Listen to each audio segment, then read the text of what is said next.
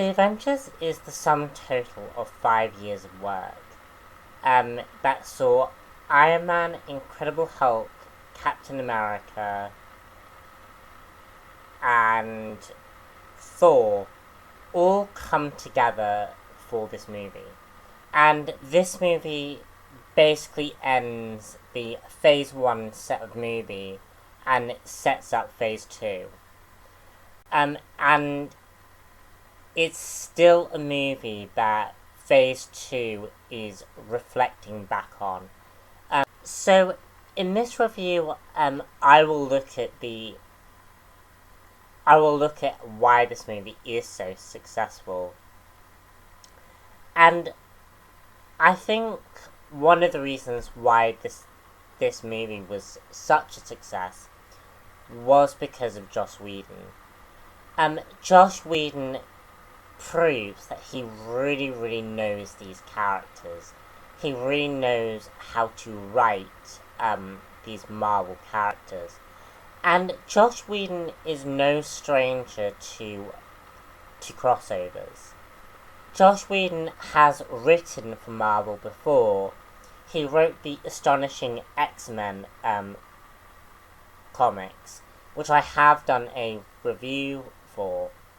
If you click in my channel, you will notice that I have reviewed Astonishing X-Men.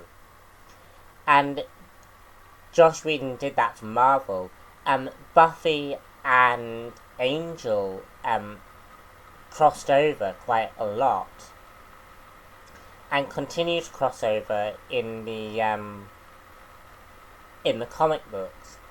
So Joss Whedon is no stranger to these shared universes, and the way he writes these characters is absolutely fantastic. And what I liked about Whedon is he showed and continues to show interest in making this movie franchise a success. One of the things that Joss Whedon did when Marvel gave him the script was that he rewrote a large portion of that script because he believed that the first draft was really, really weak, and he basically rewrote the script and made it better, and it was better. This movie became very, very successful and outperformed all of the previous Phase 1 stuff. And that just proves why Joss Whedon is really, really good, is really great at the helm of these Avengers movies. And it also does make him one of the best directors that Marvel has. And whilst the Russo brothers do a very, very good job, Whedon adds something very different to this universe, and he adds the fun elements to it as well. It should also be noted that this was the first movie that was produced by Walt Disney, who basically took over from Paramount. And it marked Disney's involvement with the producing of these Marvel movies. And due to the continued success of these Marvel Studios films, Walt Disney must be raking in the money. And it has sort of allowed Walt Disney to be a lot more creative in some of the entertainment that's coming out recently. The success of this movie has a great number of factors that make this movie such a success. Everything from the cast, the story, the Whedon humor, a great villain, and the novelty of seeing these heroes interact with one another. it's brilliant. You know, and even the visual effects are all brilliant and just make this movie such a spectacle to watch. The movie gives, and this movie gives an audience a real understanding of what it's like to read the comic books. This movie is really a comic book experience, which no comic book movie has really given us in the past. The Dark Knight trilogy that Christopher Nolan did came close to giving us something similar to this. But no movie in the past has really given us this immersive experience of what it's like to be in this comic book universe. And especially with the Whedon dialogue, Whedon's dialogue tends to be one of the best dialogue you will ever hear. Buffy is actually taught in classes now, because the dialogue in that, the dialogue for that, you know, the Whedon dialogue is so realistic and very amusing, and it's just so different from all the other Whedon, from all of the other cruxes. And I do tend to find that Whedon's humour tends to be a bit more funnier than some of the other humour that the Marvel films have. Because the humour isn't dumb humour, it's intelligent humour, and I really like that. And I also like the fact that these characters, in this movie, are the comic book versions of these characters. The way they interact with one another is very, very comic book. And there are several iconic aspects from the comics that are added into this movie, which creates just a bigger scope that I feel like the other films don't have. This film very much expands on what makes the other films great. And again, the visuals in this film are amazing. And just when you see the way the Hellcarrier was done in this movie. Also, this is the first Marvel film to use motion capture. Now, if you've ever seen The Rise of the Planet of the Apes and The Dawn of the Planet of the Apes, you will know just how powerful that technology can be. And I love the fact that the Marvel Studios used that technology to create the Hulk into a real-life character. Because you can sort of tell that the difference between that Hulk and the Incredible Hulk version was that the Incredible Hulk version was very CGI. So the movie starts out with probably the best openings from Marvel Studios to date. It has Nick Fury basically arrive at a SHIELD base where research of the Tesseract is being studied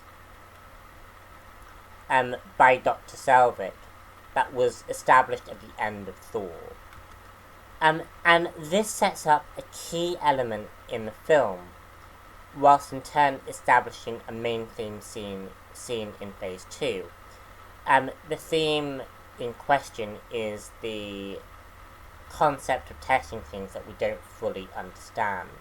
Basically, this results in Loki arriving onto Midgard. I also like how SHIELD actually own some of these facilities, because it turns SHIELD into an actual government organization. SHIELD in the past hasn't really been expanded on. Like, we didn't know very much about SHIELD's resources. we didn't know how much power they controlled. But when you see S.H.I.E.L.D. in this movie, you get a sense of just how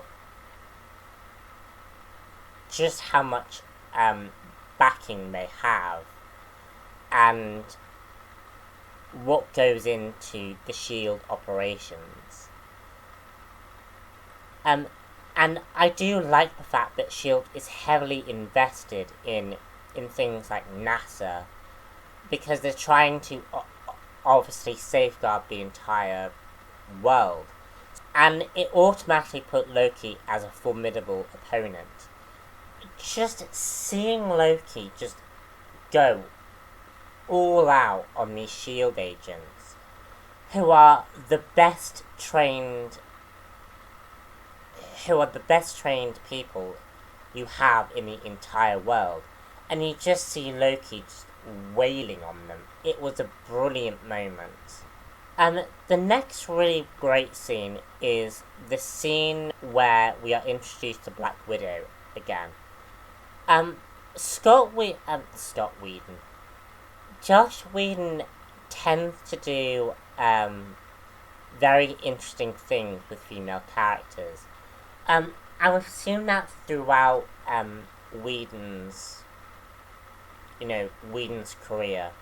Is Whedon tends to develop really strong female characters.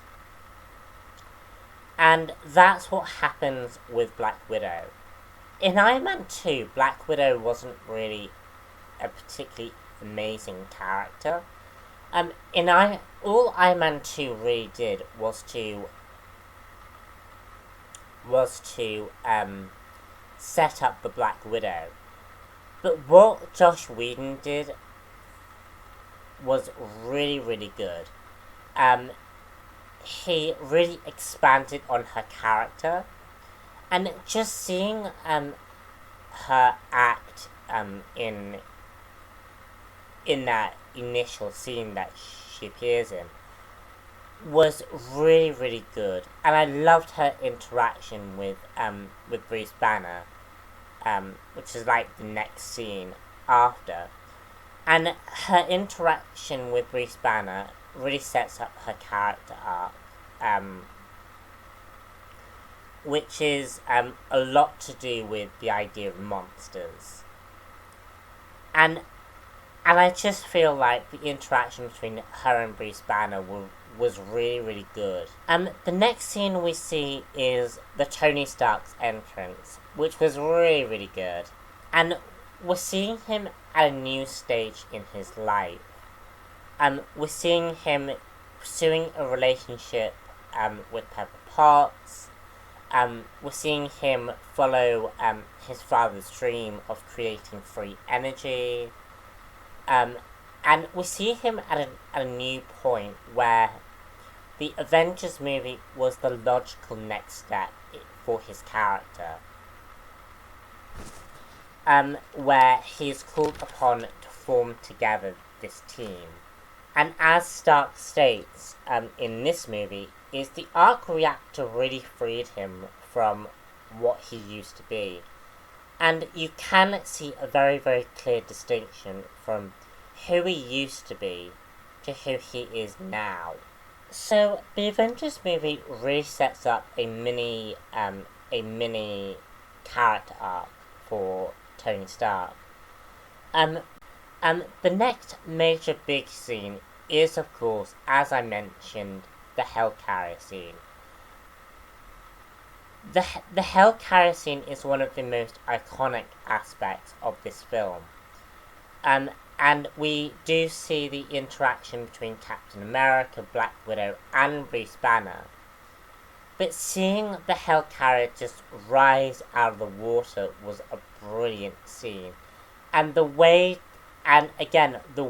dialogue was brilliant. And it was just played really, really well. The story then continues to gather the Avengers, which is, again, a very, very cool moment. And there's a cool scene between Captain America, Iron Man, and Thor, all battling one another. And we then also have Loki then being kidnapped or being taken in, which then all culminates in in the final battle, which really does begin on the Helicarrier and then into New York. So, Iron Man as a character is very much, again, a changed man in this story. Stark is very much a key character in this movie, and takes on a leadership role in this movie, which he shares with Captain America. And we do see more of Stark's consultant duties play out in this movie. As Stark states in this movie, the arc reactor really freed him, and his role as the Iron Man has both really helped him, and he's learned to embrace his nature, which is parallel to, again, Bruce Banner, who is still fighting, is still trying to fight his nature. I really liked the interaction that he has with Bruce Banner, and also his interaction with Captain America is, again, very interesting, and it's sort of very similar to the Civil War aspects of these two characters. And what's very interesting about Bruce Banner is a very withdrawn and recluse individual, whereas Tony Stark is parallel to that. I don't like the fact that we kind of did regress from the Incredible Hulk. I thought we were kind of past the whole not embracing the character within. In this movie, we do embrace the nature, but Tony Stark's interaction with Captain America also does basically set up the character arc, which is basically is Tony Stark willing to sacrifice himself to do what he does? Captain America is a soldier. He's a soldier very driven to, going out to die. Whereas in this movie, Tony has to struggle with that. Black Widow in this movie is one of the best female characters I think I've seen in a long time. And she's definitely within my top 10 favourite female characters. Black Widow's interaction with Banner sets up her character arc, which is very much a character arc based on the idea of one's nature. In the comics and in the movie, it's sort of established that she is this assassin mercenary type character. And in the comics, Black Widow is trying to go against that nature.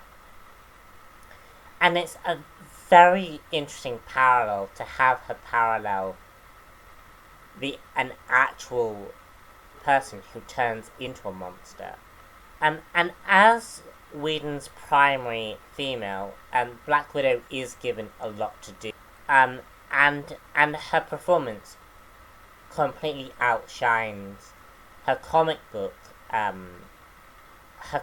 self and the character presented in Iron Man 2. We do get to learn various aspects about Black Widow's past, which we are going to see more in Avengers: Age of Ultron.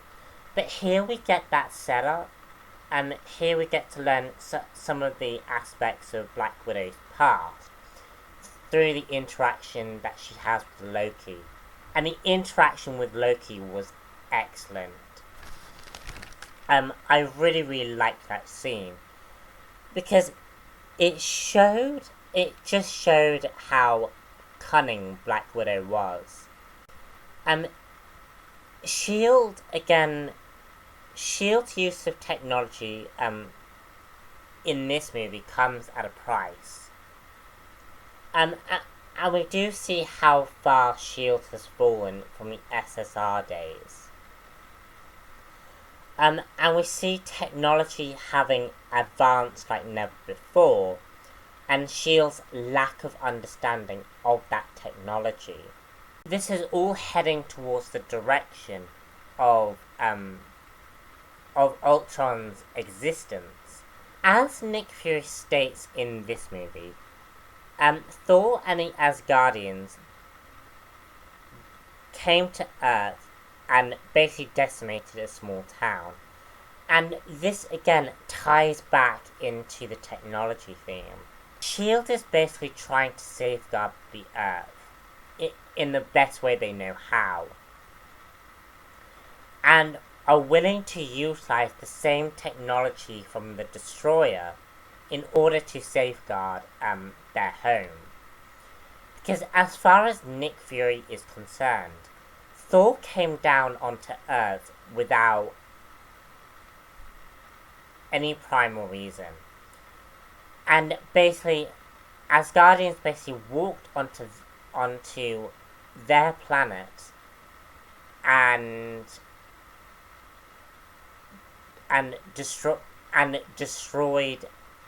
a town.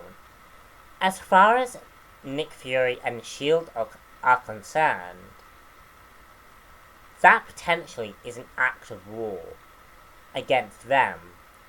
And Nick Fury woke up to that and basically decided the world needs to have a bigger defense. And that is really where the best parts of this film. I still don't fully understand why Nick Fury wanted to use the Tesseract though. I'm not sure where the Tesseract fits in SHIELD's story. I get the feeling that Nick Fury was going to use the Tesseract technology to power these weapons. But I still don't fully understand what Nick Fury planned to do with the Tesseract. Also, I just wanted to quickly mention Agent Coulson.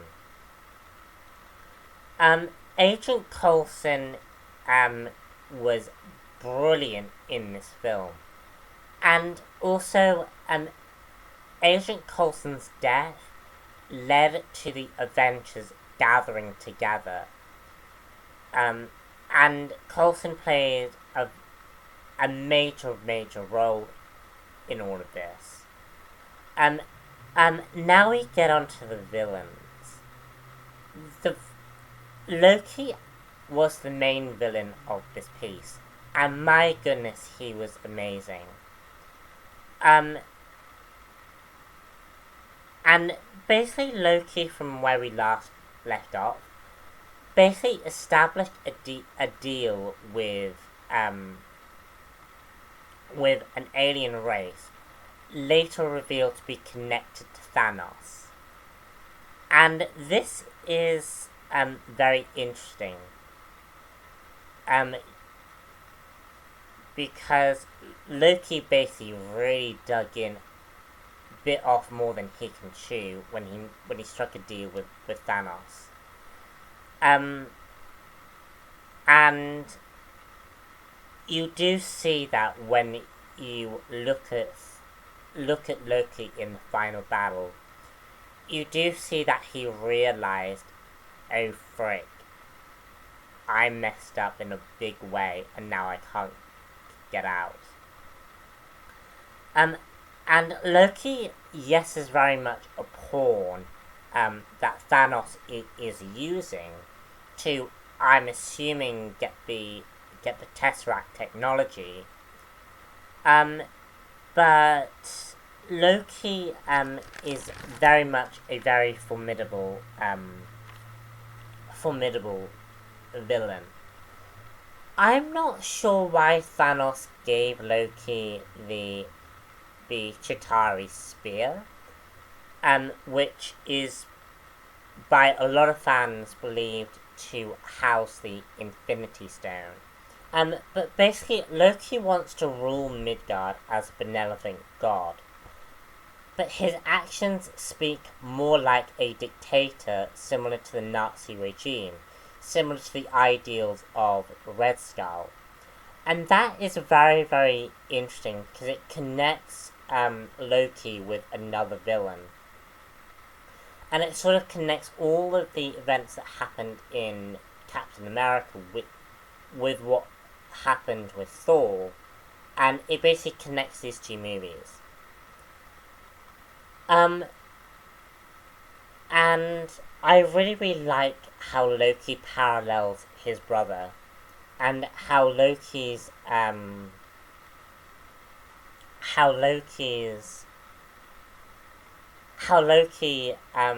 who once had great qualities of becoming a superhero, and a great king, really becomes a dictator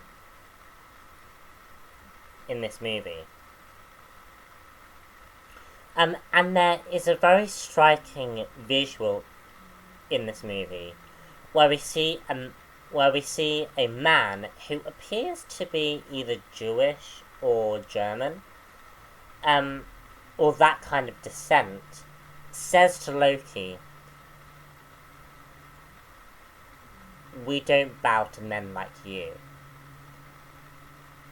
And that was really, really interesting, considering what you've seen in the past, where you obviously have had, we've obviously covered a story based on World War II. And it was just really, really interesting. The Chitauri army is a key element for the future of the cinematic universe.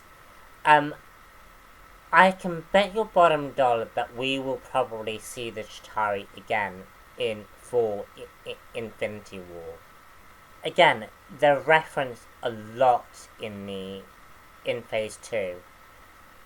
Not much is known about their Chitauri and their leader, which is Thanos, who isn't revealed until the very end. But all the Chitauri and Thanos is doing is it's paving the way for Phase 3, where they're going to be expanded in a lot more detail. Now you see how the Avengers effectively ends Phase 1 of the Marvel Cinematic Universe. And what Avengers do is it sets up the Age of Heroes, as well as the age where aliens are real. And this is a huge moment for the Marvel Studios film, and is referenced constantly throughout the Phase 2 movies and TV shows. Thanos and the Chitauri are again cosmic beings which will play a major part for Phase 3. And whilst Thanos does appear in Guardians of the Galaxy, it's only again really getting a sense of his character. And basically we know from Guardians of the Galaxy that Thanos was trying to find the Infinity Stones. And we don't know what his plans are for the Infinity Stones, but we do know that he was actively seeking out the Power Stone that we see in Guardians of the Galaxy. If the Chitauri Spear does end up being a an Infinity Stone, which I think most fans are presuming that it is the Infinity Stone, specifically the Mind Stone. It's very weird why Thanos would give Loki the stone in the first place. I find that, again, very, very weird. Because Loki doesn't exactly scream the most trustworthy of people. So again, yeah, that is a major thing. And the stuff becomes increasingly more important at the end of Winter Soldier and at the end of and for Age of Ultron. Because we do know that the staff gave powers to Scarlet Witch and Quicksilver, which we will see in more detail in Age of Ultron. We do know that Thanos is actively seeking to acquire Infinity Stones. I am kind of gathering that Thanos was trying to acquire the Infinity Stone from Earth. We do have elements that do set up the Marvel Civil War aspects that we're going to see in the third Captain America film. And we see the antagonistic relationship that Iron Man and Captain America have. And all of this is basically setting up the Civil War aspects. Other fun little references that I wanted to talk about briefly are the Avengers Tower, which we will see in Avengers Age of Ultron. That's set up in this movie in a really fun kind of way. We also see a fun little reference to life model decoys, which are basically robotic duplicates of the originals. Nick Fury uses life model decoys all the time, and also they're kind of used in Age of Ultron. So I just wanted to talk about that. The final thing to mention is Project Pegasus, the project which ran tests on the Tesseract. It's mentioned in Agents of S.H.I.E.L.D. and Captain America Winter Soldier. And it's just another element that I wanted to talk about. We also have weapons that Hydra are using for the Captain America First Avenger, which is seen in this movie. So very, very interesting stuff. Anyway, guys, that's the end of this review. It's been a long review, but a really good one. So I'm Robinax1 here, and I shall definitely see you all later for the next one, which will be the Marvel one-shot Item 47 review. So yeah, stay tuned for that. Bye.